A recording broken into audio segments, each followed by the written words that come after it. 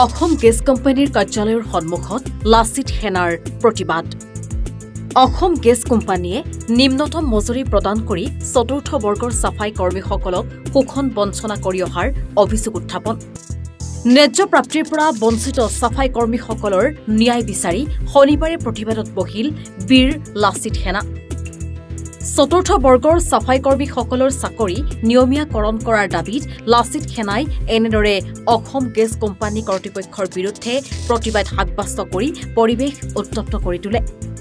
যেতিয়ালৈকে শোষিত চতুৰ্থ বৰ্গৰ সাফাই কৰ্মীসকলক চিকিৎসা বীমা ভৱিষ্যত নিধিৰ কোনো সুবিধা কৰি চাকৰি নিয়মীয়াকৰণ নকৰে সেই পৰ্যন্ত বীৰ লাচিত সেনাৰ আন্দোলন অব্যাহত ৰখাৰ হুংকাৰ।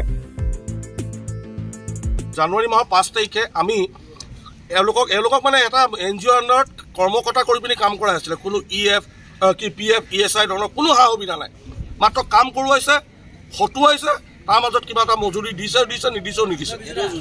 সেইটো আমি যুঁজি পেলাই আমি তাৰপিছত তেওঁলোকক ক'লো, অসম গেছ কোম্পানীক আমি দাবী জনালো যে এই ল'ৰাখিনিক লিগেল টেণ্ডাৰ কৰোৱাই PF আৰু ESI সুবিধাটো দি পিনে আপোনালোকে চাকৰিটো নিয়মীয়াকৰণ কৰক।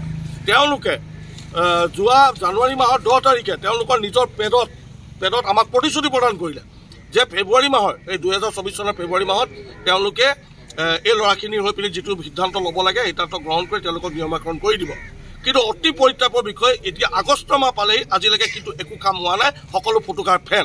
আমি বাৰে প্ৰতি সোধোঁ যে কি হৈছে কি নহৈছে, বোলে টেণ্ডাৰত ভুল লাগিছে। ইমান যদি টেণ্ডাৰত ভুলেই লাগে, এটা ইমান ডাঙৰ কোম্পানীৰ উচ্চপদস্থ বিষয়া যদি এটা টেণ্ডাৰ শুদ্ধকৈ কৰিব লাগে চাকৰি কৰি থকাৰ অৰ্থ কি থাকিল? আমি এইকাৰণে আজি এইটো লিখিত হিচাপে প্ৰতিশ্ৰুতি দিলেহে এই চাফাই কৰ্মচাৰীসকলৰ চাকৰি নিয়মীয়াকৰণ কৰি এই প্ৰতিশ্ৰুতি দিলেহে আমি আমাৰ উঠি যাম। তেতিয়ালৈকে আমাৰ প্ৰতিবাদ কিন্তু জাৰি থাকিব আৰু আমি ইয়াৰ পৰা বহাৰ পৰা উঠিম। দুলিয়াজানৰ পৰা পংকজ বৰা, এনি ভাৰত 24। ৰব, আপুনি যে এটা অপৰাধ কৰিবলৈ গৈ আছে, আপুনি জানেনে? এই নাবালিকা গৰাকীক এতিয়াই বিয়াত বহোৱাটো যে এটা অপৰাধ, আপুনি জানেনে? অপৰাধ কেনেকৈ?